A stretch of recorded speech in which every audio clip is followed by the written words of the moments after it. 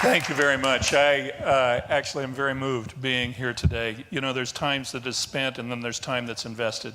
And this is one of those really good investments. I am so really blown away by our public officials and what they bring to us and the kind of education and what they stand for. So it's a big deal for me. I'm not an Arizonan, I'm a New Mexican, but my father was a geologist, and so in my early days I grew up and I lived in a little town called Oribe, which is the Hopi village at Second Mesa. So I feel like by osmosis I'm somewhat of an Arizonan, and also I have family that lives over here. My granddaughter lives here. She's a ballerina, and my favorite niece, who is my only niece, but if I had 100 nieces, she'd be the only one, you know, like that, lives here. So I'm a big proponent of Phoenix and Scottsdale and Arizona in particular. I just love it here. I want to talk to you about something that was a deep insight and a painful insight for me.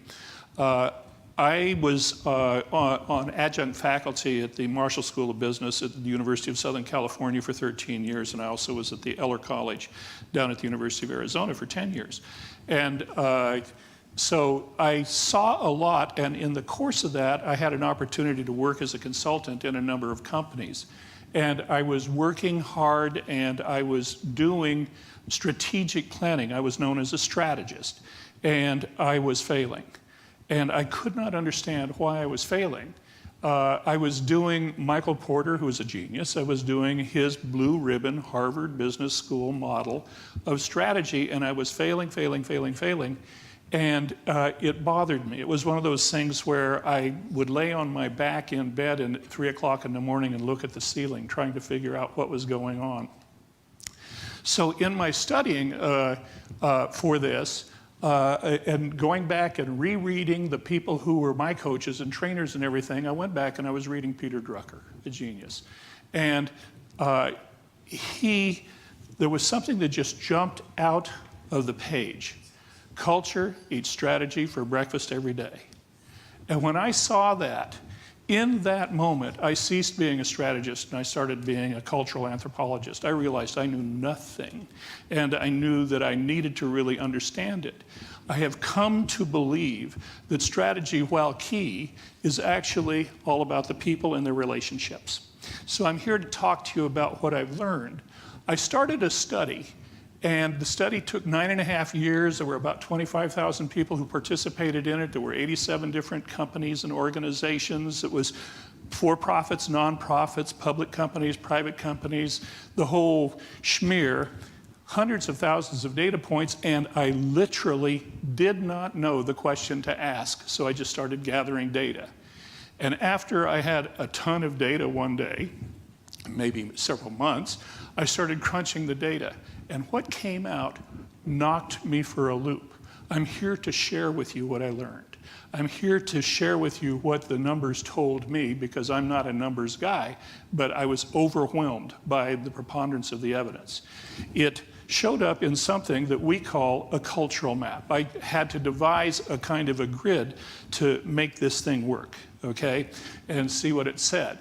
And it said that in 2 ways, people are related to each other in organizations. One is in the area of linguistics and language, how they talk. The second is how they chunk together, how they create their relationships, and so on like that. What I want to share with you today is I want to share the way that they talk, okay? Because that was the first thing that I saw, and it was phenomenal when I saw it. I saw that people fall out in what I call tribes. So inside your organization, there are a number of tribes. And people organize themselves around each other according to the way that they talk. The very first way is a way called undermining. These are people who, probably not in your company, but they're the kind of people who are definitely willing to bring the whole world down on top of them in order to be right about something. Like that. You may know of or have met people like that. You may have even taken that position from time to time. I know as humans we do that. So in the undermining position, they have a way that they talk, and the way that they talk is they say life sucks. Now, this isn't your 16-year-old son who's going, Mom, life sucks. This is somebody who is committed to that kind of a point of view in life. It's a philosophy. And what they are is they're alienated. You'll find them by themselves. They don't hang out with other people, but they've got the life sucks and I'm right about it sort of thing. Above that, and by the way, it's only about 3% of the total population, and mostly they're in jail or they're incarcerated, they're somewhere like that. The second thing is at stage 2, so that's stage 1. Stage 2, big old step up. And this is a place where you and I visit every day if we're up to big stuff. Okay, we get frustrated. This is called ineffective. So anytime that you have an experience of being ineffective, of feeling alone, of feeling like nobody loves me. My mommy says, my mom's 101 and she's still got all of these aphorisms. She says, John, you're going to go talk to these people in Scottsdale. You know, don't worry about it. Remember, there's only us chickens. So that's my mom. And so in this particular case of ineffective, in the world of ineffective, nobody loves me, everybody hates me, I'm going to the garden and eat worms. That's what my mom used to say. So we have that kind of a feeling, and it isn't life sucks, it's my life sucks.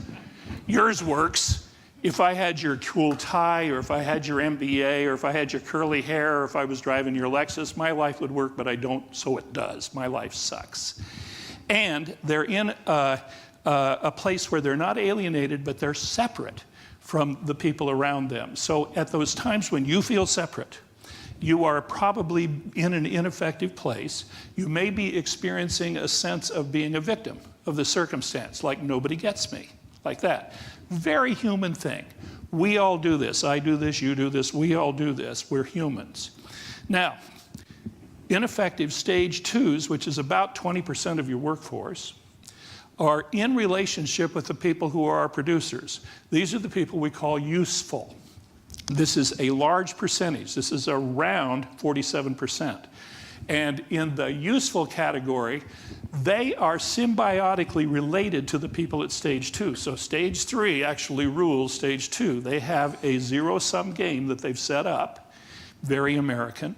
There's always a winner and a loser. The winner is always stage 3. The loser is always stage 2. And what they say, because you said my life sucks, is they say, I'm great and you're not. And I have the stats to prove it. You want to hear them?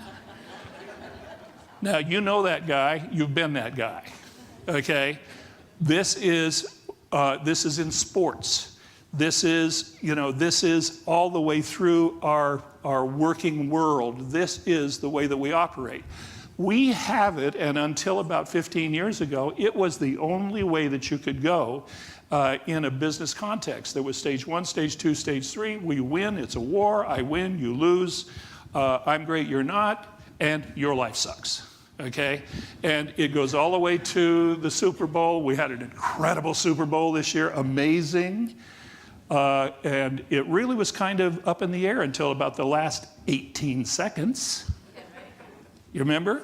At that point, everybody was, I'm great, no, I'm great, no, I'm great, oh, no, I'm great, I'm great. Interception, oh, my life sucks. Really. And that's how it ended. That's how it ended. So useful. Now, here's what there is to understand about stage 3. Stage 1, alienated. Stage 2, separate. Stage 3, it's all about personal domination. You know, if you played golf a few years ago, you don't want to play golf with Tiger Woods because he will beat your brains in. But after you finish playing golf, you don't want to play ping pong with Tiger Woods because he will beat your brains in. And then after that, you don't want to play tic-tac-toe or Scrabble or pinochle or anything with Tiger Woods because he will beat your brains in. He will find a way. Tiger Woods, ultimate stage 3 performer, best golfer in the world, bar none, but personal domination was really what was running him. So he wins, you lose in every interaction like that. That's just part of what it is to be related. Now, we had an insight, and this is the punchline to this conversation. We had an insight that there was something called stage 4 and stage 5.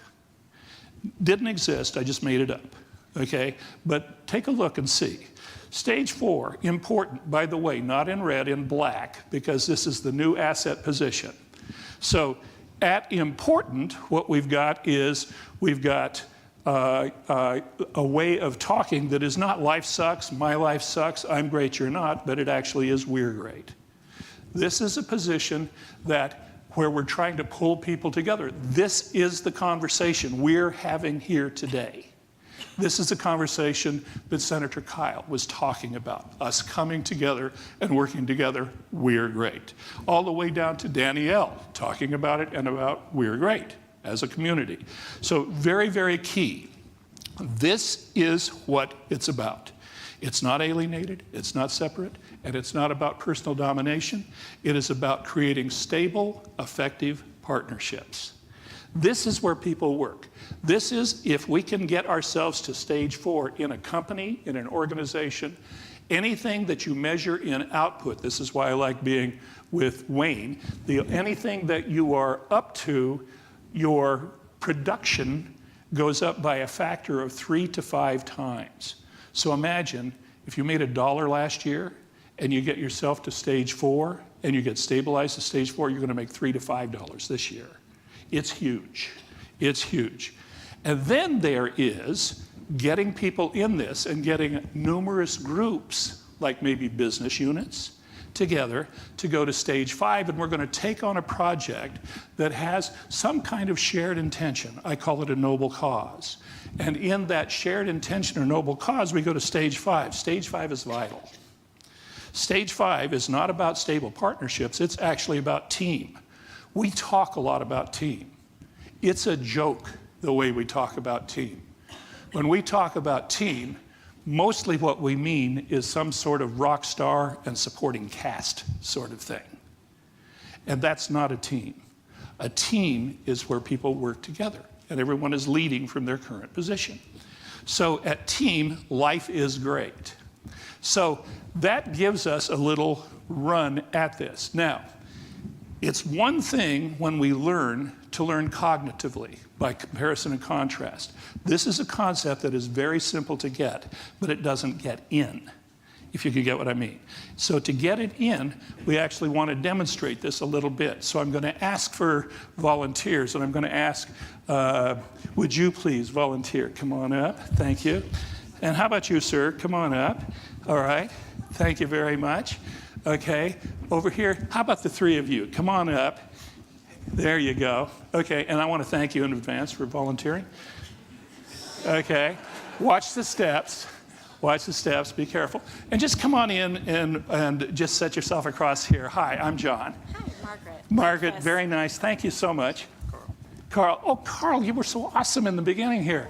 I wanted to actually just say thank you to you. I'm John. Hi, Darren. Darren. Cammie. Cammie, hi. Kyle. Kyle, okay. Just line up side by side here, okay? Now,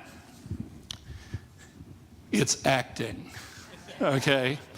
You're going to actually take on being one of these. You are stage 1, sorry. You're stage 1. You're stage 2, Cammie.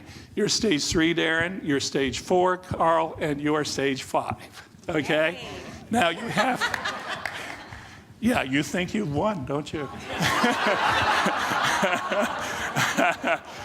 Now, you have one line, but I spent a lot of time in Hollywood, so this is an acting gig, all right? Okay?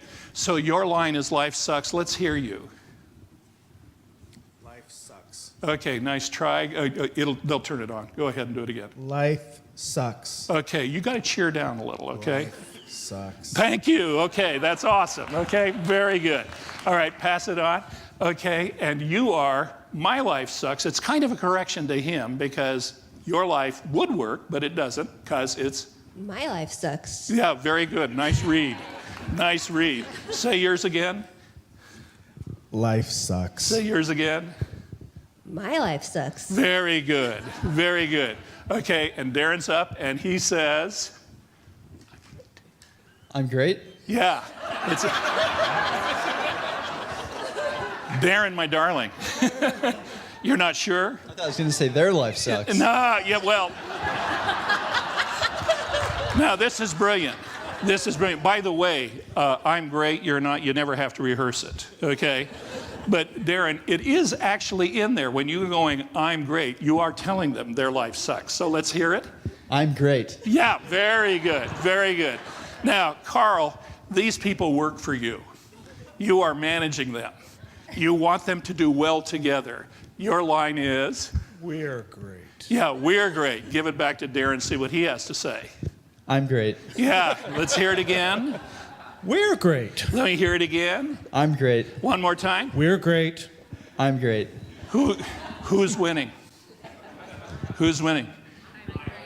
Yeah, Darren's killing him. Just killing him. So Carl goes away. He goes out of his office. He goes into his office. He closes the door. He stands against the wall. He goes, my life sucks. Then he turns around and peeks out into the world of the cubes and everything, and he goes, we're great. That's what he's reduced to, okay? It's too much for Carl to deal with Darren, okay? Not as a personality, but too much for we're great to deal with I'm great, okay? So he goes and he talks to Cammie. So go talk to Cammie. Now say your deal. We're great. My life sucks. We're great. My life sucks. We're great. Yeah. My And life so sucks. it goes. How many of you can see this is exactly what's going on all day, every day? You got that? You got that? That was stunning to me. I had no idea until it got revealed in the survey that I did for longitudinal study. Now, in this case, he can deal with her, and in fact, 70% of all the energy that managers spend with their people is they spend stage 4 to stage 2.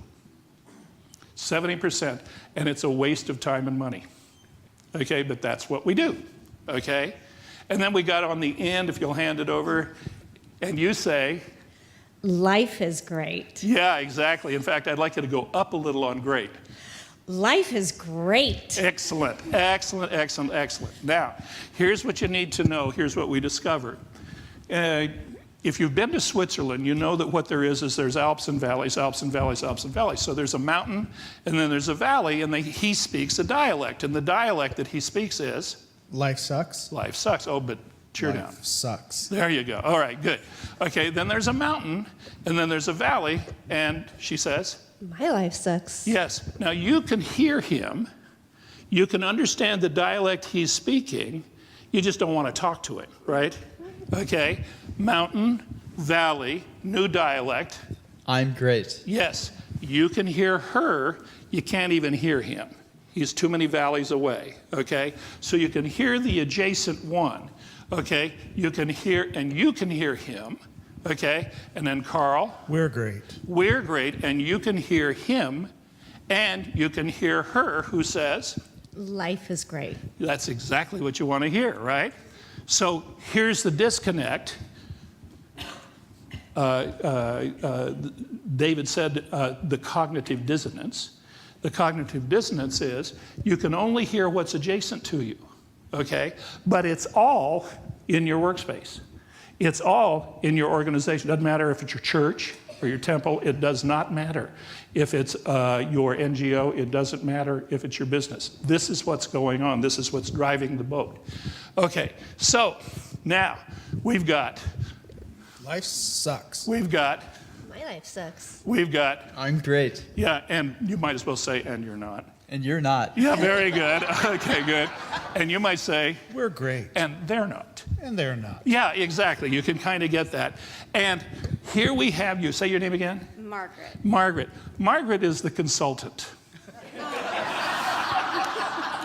Margaret is the one that Carl has hired to come in at great expense, all right, to do the annual, it's the Chamber of Commerce Scottsdale Forward meeting, okay? So what we've got is we've got you, and you're going to give the speech, and I'm going to be you for a second, Carl, okay? So if you'll take a look across, you see the guy in the gray suit here, Darren? Don't worry about him. He's fine. He's cool, okay? He's a producer. We're happy with him. Don't try and mess with him. He will break you. Okay? But you've got a message that can change the life of Cammie. Okay? Now, Cammie is, My life sucks. my life sucks. Okay? Now, Cammie's going through a phase. She's been going through this phase for about 14 years. But your message can change Cammie's life. You got that? So I want to target Cammie because that would make the biggest difference. What would make a big difference is if Cammie actually got, I'm great. That sort of thing.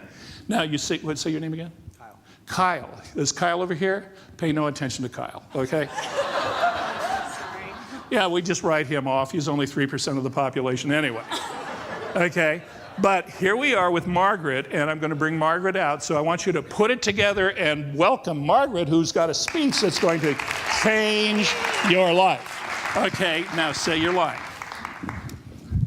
Life is great. Excellent. And then she says, And you're not. no.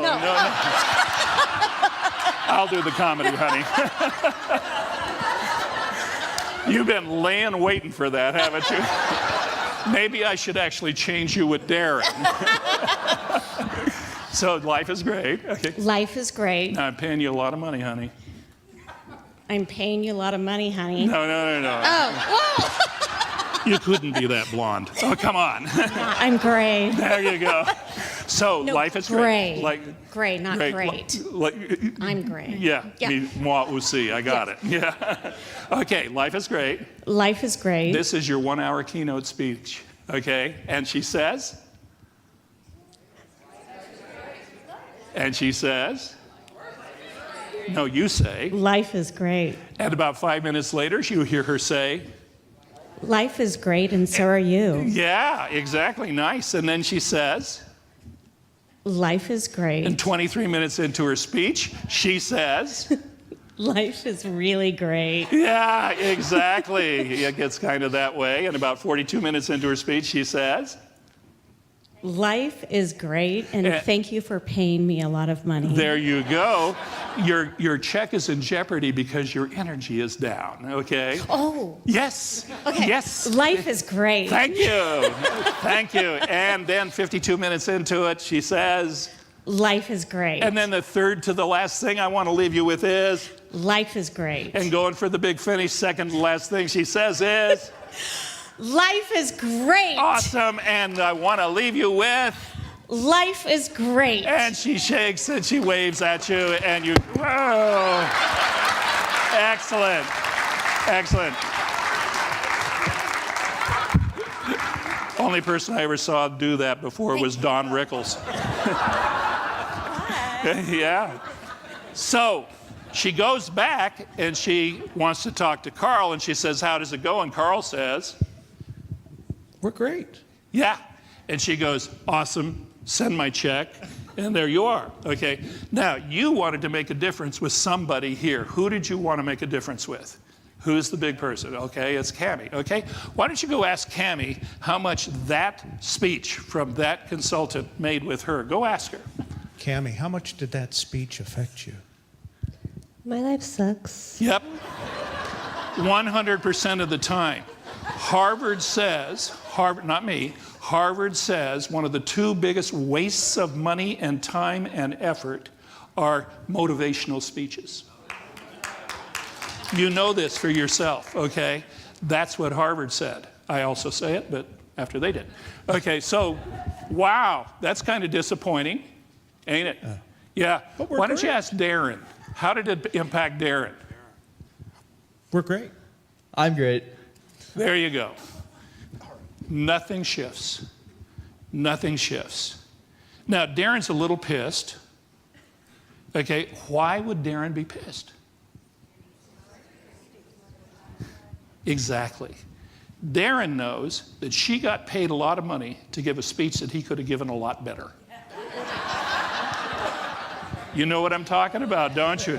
Are you starting to put names and initials on some of these faces? Yes, you are. Don't lie to me, okay? So in fact, these are the spaces. Now, we saw the first piece of it. We saw the part that has to do with language. There's another part about how you recognize them because they chunk up in a particular way. They form their relationships in particular ways, and so on like that.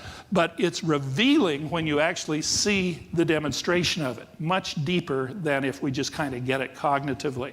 Give them a big hand. Thank you, thank you, thank you, thank you. Thank you.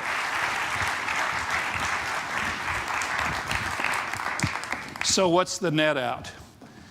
The net out is that stage 4 is where you want to get yourself to go in order to do Scottsdale Forward. Scottsdale Forward is a stage 4, stage 5 project. Never going to get there with a stage 2 and stage 3 point of view. You got that? Never going to get there after many, many years of looking at it. So this is our opportunity. This is our opportunity. And we have total control over how we interface with this.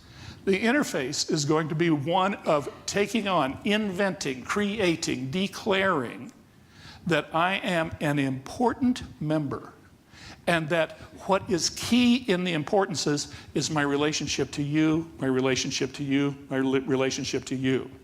I don't care about the strategy. Remember, I'm a former strategist. I don't care about the strategy until you get your relationship straight. Now, you know who knows this? Women know this. Women know this. They know that we're not going anywhere, honey, until we get our relationship straight. Okay? People in minorities know this. People who are in and make up our community know this. So who you are is a person who is a cultural architect. You are actually literally designing your future, the future of your group, and the future of Scottsdale and Scottsdale Forward. That's our invitation to you. That's our request to you. So I'm going to leave it kind of right here. I want you to know that we're here, thrilled to be here with you, Wayne and myself. And we would love to work with you and do the Cultural Gap Index if that's something that is interesting to you. If you'd like to get kind of a read on where your community is, where your company is, where your organization is, we're here to help you with that. But in the meantime, and that aside, I want to tell you that I'm touched by who you are. You're people who are investing your lives wisely by being in the presence of people like our representatives and our elected officials and each other. You are people who are committed to building this community to even a greater position. And you're people who actually look at and go, what are the leverage points? What are the leverage points? How can we tweak it here so that we can actually get some kind of movement and move the delta from those numbers that we saw a little bit earlier? So with that, I want to thank you very, very much. I thank you. My mother thanks you. And really, truly appreciate being here with you today. Bye-bye.